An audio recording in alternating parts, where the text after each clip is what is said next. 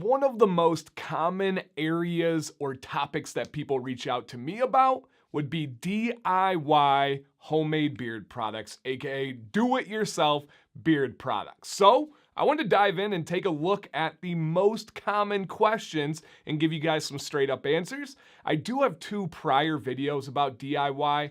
One of them is the dangers, especially on the fragrance and essential oil side of things, which is 100% true. People try to criticize that video, but just check it out for yourself. It really is true. And then the other is I walk through examples of making DIY beard oil, and I give 3 different blends that you guys can start as a baseline and make your adjustments. So I'm not going to be demonstrating and actually making oil on today's video. This is just kind of a frequently asked questions video, but go back and check those out at any time. But I promise we're going to get into whatever you guys are wondering, and above all, the comment section is open down below. This is going to truly be a living and breathing video where we'll keep adding content to it in the comment section. I will get back to every single question. Please, at any time, leave those questions down below. But before we get into it, I should introduce myself, and especially if people are new here, my name is Dancy Bearded. I do this as a full-time career.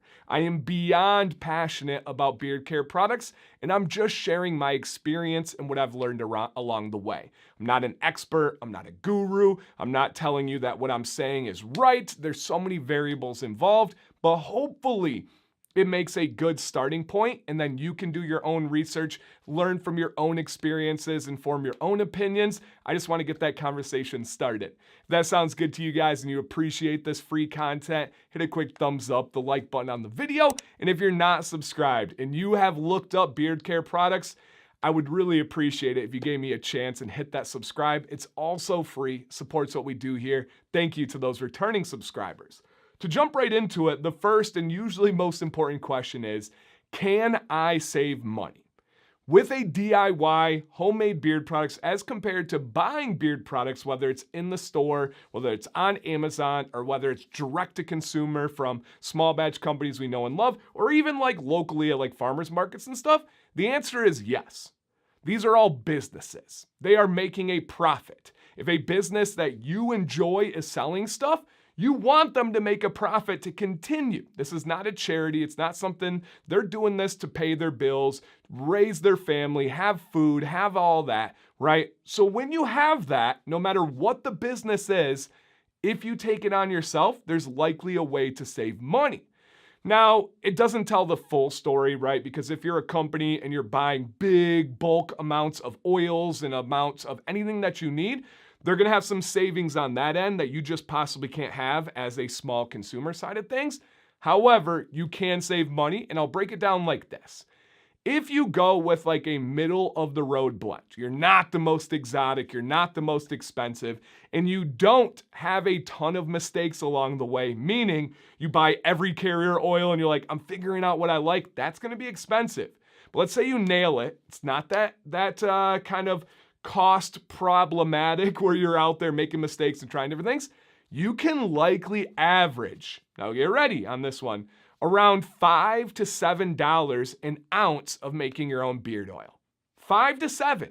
Now clearly there's some massive savings that can happen, but all things considered, is it the same quality as these companies? I don't know. That's very personal, right? Is it a risk? Definitely. You can do all of this and not get a result you like and waste money. Is it something that could be potentially dangerous? Really only with allergies. And then if you start dabbling with those scents and fragrances, which I don't recommend, but beyond that, to straight up answer you guys, yes, you can save money going the DIY route. The next question would be, can I buy cooking oils from the store to use in my beard? And the logic is, if it's good enough for me to eat and consume, it should be good enough for my skin. The answer is probably. You're likely not going to see an issue if you buy some avocado oil from the grilling section, or if you buy some olive oil from the grocery section. It's not going to be anything that's a big problem. However, there are cosmetic carrier oils. Those are likely going to be bought online from a carrier oil supplier. I'm not going to give out any recommendations there just because of the kind of liability side of recommendations on this type of stuff, but also that's more of the professional type of advice. But just type in carrier oil suppliers and look what you can find, and look at how they have the cosmetic grade. Has to do with how they refine it, has to do with the imperfections and the purposes of it. If you could, I recommend going that route. However, strictly DIY, you're probably okay getting away with some cooking oils, even though it's not my top recommendation. Which ingredients are best? Or Dan, just tell me what oils to use. Come here. It's all personal preference. This is not me like escaping the question or having an out. It's true. When it comes to beard products, especially oils, butters, and balms, they're pretty simple to make. If you get quality ingredients, the product's gonna be good in the end. It just depends if you want a thick oil, a thin oil, a medium oil, a balance of sealing and coating and penetrating oils. Some companies are super loud on the internet that you should never have a sealing oil and it's only penetrating. Go ahead, do your thing. I like a well-balanced blend where you have a hair oil, a skin oil, right? A sealing oil, a penetrating oil, but you can't go wrong. It's all about figuring out what you like and what you want. You can do this through researching the individual carriers and figuring out which ones are thin, which ones are thick. If I blend them together, how do they work? It is entirely personal preference. If you don't know where to start, check out that DIY video where I demonstrate and give you guys some blend options. That at least will be a really safe way to get going. What is the best or the method for making balms and butters?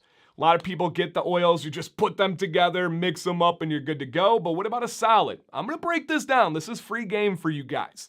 You're gonna get your ingredients. If you have something like a wax melter, that's gonna be your best bet. However, you can go with like the double boil method. There's other methods out there for melting.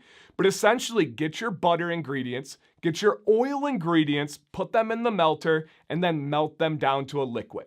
Now, this can be shea butter with your oil base. This can be shea and kokum and mango with your oil base, or whatever you want to do. It's up to you. Melt them. What temperature, Dan? Doesn't matter. As soon as it becomes a liquid, you're good to go. If you're dabbling with very safe scents and you entirely understand IFRA and the potency and the safety data sheet, at that point you would add your fragrances and then essentially have your container with the lid off, pour into your balm or butter container. And here's the key step, the biggest free game step ever. Even some companies are still learning this and figuring this out. Get that open container in the freezer as fast as possible. The best way is to do a small batch of, let's say, 10 different butters, 10 different balms. You have a cookie sheet. The open containers are on there. We pour in the liquid because it's all melted. Take that entire cookie sheet, throw it in the freezer for an hour or two until it's solid. And then once you take it out of the freezer, you're good to go. You now have a creamy, smooth butter. It all has to do with the long chain fatty acids and the cooling points when they all solidify together, where if you just left it on the counter, they're gonna cool slowly and it's gonna get that grit and it's gonna get buildup. Just simply put in the freezer, flash freeze method, and you're all set. That's it. You don't need to do anything after that. Put the top on and you're good to go. If it does melt, the same exact concept applies. Melt it down entirely, stir it up, put it in the freezer, and you are all set. That is how you go about making balms and butters. Now, Dan, you lightly touched on scents in that last segment, but could you go farther? What about scents? I love a good smelling beard. I know it can be dangerous. I know it's the hardest part of making beard products. Real burns happen from not understanding how to blend fragrance and essential oils, but also using the wrong ones. Somebody saying, I went to Lowe's and picked up some skin-safe essential oils, does not mean you can use all of those oils. Does not mean that it's safe on your skin. A lot of stuff is safe until you use too much, right? We give the example of water. Water's amazing, but water can kill you. The same thing happens with fragrances. You've got to understand IFRA, which essentially tells you how much of an individual fragrance you can use on any given part of your body. There's different fragrance laws and regulations for your lips as compared to your face where you shave, as compared to your armpits, as compared to your head hair shampoo. They're all different categories.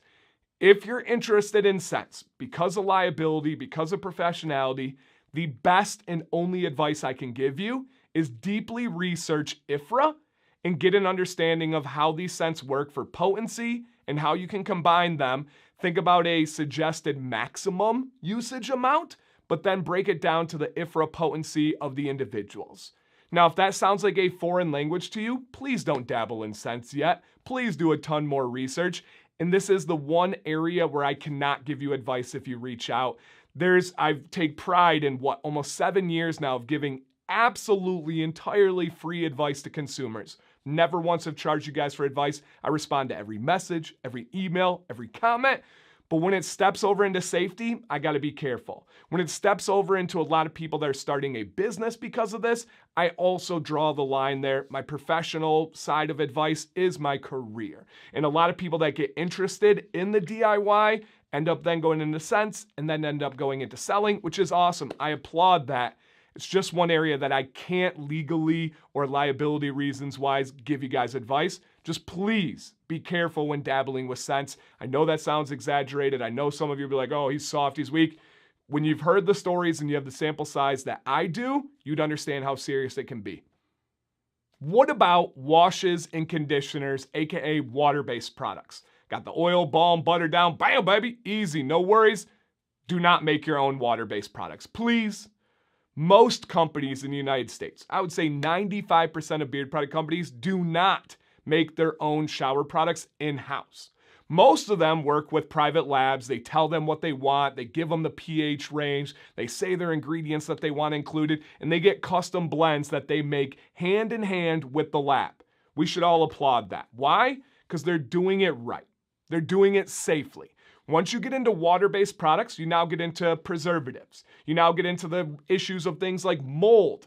Those are scary. You don't want to have to mess up preservatives. You don't want to mess up with mold. Beyond that, there's actual emulsification that happens. We used to use the term when you'd melt down butter that it was emulsifying it. That's not true. Emulsifying it requires extra help to get ingredients that don't want to play well together, such as oil and water. When you have those, you need a chemical and likely a physical emulsification process to happen. That's just not something most of you have an experience with or a knowledge with. I don't make water-based products. I help labs. I know how to help design the ratios and all that stuff. I'm not making them in-house. I don't know that. Don't dabble with that. Buy those. Work with a lab if you need to. That's not something to do in-house. Final question that I have noted that I've frequently received over DIY is, hey, what about the shelf life? How's the shelf life on DIY products? Well, it comes down to the ingredients that you pick. Some carriers have a shelf life of 6 to 9 months. Others have 5+ years, and we don't know how long it will actually last, like metal foam seed oil. It really comes down to the way that they are put together. Some ingredients help the blend last longer because they're great antioxidants, which oxygen is the enemy of shelf life. It comes in and oxidizes and makes it go kind of rancid or bad. It's really a game of how everything plays well together, but to give you a general idea, a general understanding, I would say most DIY beard products from oil, butter, and balm are going to last 1 to 2 years. Just from my experience, just from looking on the outside, and hopefully a lot of you are surprised, you're like, whoa, that's better than I thought. I would say most high-quality beard product companies, they have it dialed in a little bit more. They have to think about shelf life more because you're likely making it and using it. They're likely making it, selling it. Sometimes you got to store it. Theirs is usually on the 2 to 3 year mark just because it's a priority in their research and development. Most of you, if you're going to do DIY, you're just trying to find what's the best for you. And so you don't actually have to think about the shelf life as much as a company, but a good average blend, as far as the average of what shelf life is, if I were to take in the middle, it would be 1 to 2 years. I hope that helps out you guys. To wrap this up, let's have a conclusion. What other questions do you have about DIY? Maybe I make a part 2 of this literally based on the comment section. Beyond that, do I need to clarify anything I went over today? Sometimes my brain gets working faster than my mouth and I would be happy to clarify or go deeper. And then do you have any experiences, any opinions you would like to share? It's always open, you guys. Thanks for checking this video out. Please look at the other videos on the channel if you're new here. I promise there's going to be something for you, and reach out anytime with questions. My name's Dan C. Bearded. Please stay bearded and stay positive.